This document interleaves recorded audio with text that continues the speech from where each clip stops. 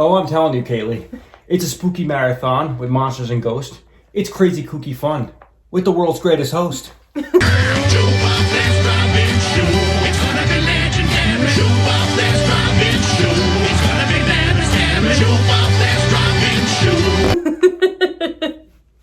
You know what I'm talking about. Joe Bob's Last Drive-In, Season 3, Episode 2. Oh, coming back strong again. Yes. Like a double whammy. Yes. Double play. Yes. As if last week wasn't good enough, they come back again. Yes. Excellent episode, guys. Excellent episode. Joe Bob is like Pinhead from Hellraiser. He's like, I have great sights to show you. The guy's like Aladdin. I will show you the world. Yeah. Thank you, Joe Bob and Darcy. Killer episode again. Yes. And that's what we're here to talk about today. Mm-hmm. Season 3, Episode 2 of The Last Drive-In. Shout out to the Mutant Fam. That horror couple. Oh, yeah. That horror couple. It's us. That horror couple. That horror couple. And they talk about horror. Like and subscribe. So Joe Bob starts the episode out sitting in front of his wood cabin again, talking about what it would be like to fall down a waterfall. Don't go chasing waterfalls. What is that, TLC? That's TLC. Is it TLC? Yeah. I don't know. He goes on a rant of him talking about how men and women on the subway, when men stare at women on the subway, they think that they can make women fall in love with them by just a look. But really, it's... I usually give him the freaky eye myself. I'm like, yeah. No, it doesn't work. I think he actually asked Darcy too. He's like, Darcy. He's like, you ever get any of those weird looks? And Darcy was like, yeah, I just look away and get out. Yeah. He said that men think it works like with women to like make them fall in love at first sight, like on the subway or whatever. But really, it's just creepy. Well, how did I get you? I don't know. No, I'm kidding. Joe Bob goes into talking about how for women it's like a meet cute that's like important. Like if you're shopping at a grocery store and you're looking for in the organic section and your cart hits with another man's and he's buying the same organic food as you, and you go into talking about how you love that food, and that's how they want to meet people. Like one of those Lifetime chick flicks. Yeah, sort of. Yeah. So, but this rant actually had a purpose, though, because it transitioned into the film Audition that he showed, Audition, which is one of those films I watched a few years back, and I remember it being really screwed up, really brutal, and it is. But this time around, I thought that was an awesome pick because I was like, I haven't seen this in a while. I want to check it out because this film definitely pushes the envelope, and it's very effective, and. But this time around, I felt differently about it because I really looked at it like a love story kind of. The guy is looking for love, basically. I think he's divorced. He's a single. His wife died. He's a single dad, and he's just looking for a wife. He wants a wife. The guy's not on Tinder, trying to match. The guy's not on Tinder swiping right, or or is it left? I'm not sure how you said it. Really? No. Nah, he's not on like adult friend finder trying to get some. The guy's actually, I thought his thoughts were in the right place. Yeah. Well, I don't know. He's creepy. Like he holds a fake, like the premise of the story is he holds like a fake audition with his like producer director friend. That the women coming in think they're auditioning for like a role in like a film or a TV show, when really they're auditioning to be his date or his wife. So he basically... What do we have for her, Johnny? Yeah. You got a date with me. The main character's name is Ayama, and Ayama like goes into this, I guess, thinking that it's innocent and there's nothing wrong with doing that, but I think it's totally wrong. Yeah, speaking of that, we just talked about love at first sight. It seemed like this character, he fell in love with the girl right when he was looking at it too, because he was like, damn. He was like all about it. Turns out that this sweet, innocent girl that looks so innocent... She's actually pretty psycho. Yeah. Oh man. And and that's what this movie's all about. It's like a love story about a relationship, and they subtly drop hints that something's not right with this girl until the last like 10-15 minutes where things get totally crazy and she just tortures the hell out of the guy. Yeah. Yeah, imagine explaining that on like Love Connection. Oh my god. Well, Chuck, the date was good until she cut my fucking feet off. Yeah. Oh man, brutal film, man. Yeah. She wound up cutting his feet off with like a wire, and it was like hard to watch. Joe Bob, Darcy, I was like looking away part of the time. I was like, no. I have to be honest, it was hard for me to watch that film. I'm not too big into like torture porn, like movies. Like that's just not my kind of thing. Well, yeah, but and then she was sticking the needles in the eye. She was, Yeah. what was the sound? She was going, Yeah. she was doing like some weird sound when she was doing it, but yeah, I mean, but Like she was playing the game of Operation or something. that was a crazy game. Remember that game? Yeah. I sucked ass at that game. I remember I kept lighting up the red nose. Yeah. Like, zzz. Yeah, but this movie is nuts. I remember seeing like they showed a countdown. But I saw some interview and Rob Zombie said this movie messed with his head. Mm-hmm. Never feel creeped out by movies. I just watch them and kind of enjoy them. And that was the first time I ever watched it, just starting to feel this movie's creeping me out. And that's Rob Zombie. Yeah. I mean, he makes some out there stuff, you know. So for him to say that, I say check this out. That's what Joe Bob said too. He gave this film 4 stars. 4 stars. Mm-hmm. So he said check it out, and yeah, I say check it out too. It's up there now on Shudder. Mm-hmm. I think you just want to watch. It's definitely worth checking out just to say you saw it. It's a one-of-a-kind film. It's actually a really good story. And Darcy's cosplay. Darcy's cosplay of Asami was spot on, I thought. She looked amazing. I loved it. She did the sound. Yeah, Whatever it was. Yeah, no, it was great. Yeah, it rocked. Mm-hmm. Good job, Darcy. Joe Bob goes into saying that the director of Audition, Takashi Miike, said that this movie is not considered a horror film to him. That's interesting. Mm-hmm. But I don't know what would I call it? I don't know. Maybe he thinks it's like more of like a love story or a thriller. I'm not really sure. The guy gets needles in his eyes and his feet cut off. Yeah, I don't know. That's not horror? Yeah. It's a drama. Yeah. It's a psychological thriller. Yeah. A lot of times directors don't want to call their film horror films. And Yeah. when basically, if that's not a horror film, I don't know what is. Yeah. I liked during the show, he has an Asian gentleman that works on the show. And, Yuki. Yeah, Yuki. We love Yuki, and he was translating the cast for him. The cast names and places. Joe Bob was holding up the cue cards of the cast, and he's like, and this actor, and this actor, and Yuki was helping him out with everything, and Yuki's awesome. Yeah, he was great. Yuki's cool.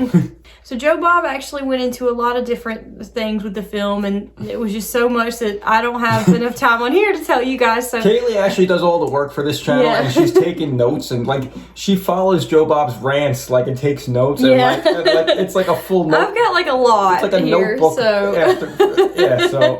So we'll just give you the gist of it. yeah, so definitely one interesting point I thought Joe Bob made that I want to say in here is the scene where Ayama is dreaming and there's a woman behind the tree. Joe Bob was going into whether that was supposed to be Asama's like dead wife, or if it was supposed to be Ayama's dead wife, or if it was supposed to be Asami, the girl that he's now seeing. So I thought that was kind of like interesting. Yeah, he didn't know if it was from the girl's point of view or we're seeing the thoughts inside the guy's head. And Yeah. that was an interesting way of looking at it. I never thought of that either. Yeah. And what I felt was strong this time around when I watched it was the final scene when Ayama was laying there like paralyzed, couldn't move. And Asami fell down the stairs, broke her neck, and they were just both laying there looking at each other.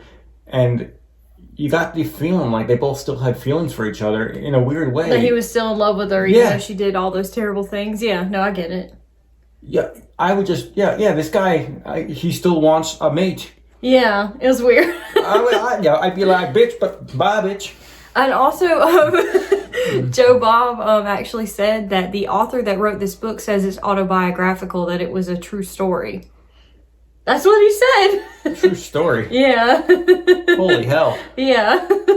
So some guy really like held an audition for a wife and got his feet cut off? I guess. That's crazy, man. How do you just like order like a wife? I ordered Chinese before, but never a wife. Yeah. Good luck with that, Or Rob. is that Japanese? Yeah, I ordered Japanese, but never a wife. Yeah. Okay. So our next film of the night was Class of 1984. Dude, I was happy. It was a nice transition too, coming off that heavy film. Class of 1984 was up, and I thought that was a good transition actually. You know, you're coming from a dark, heavy film, and it was cool to see like a little like more.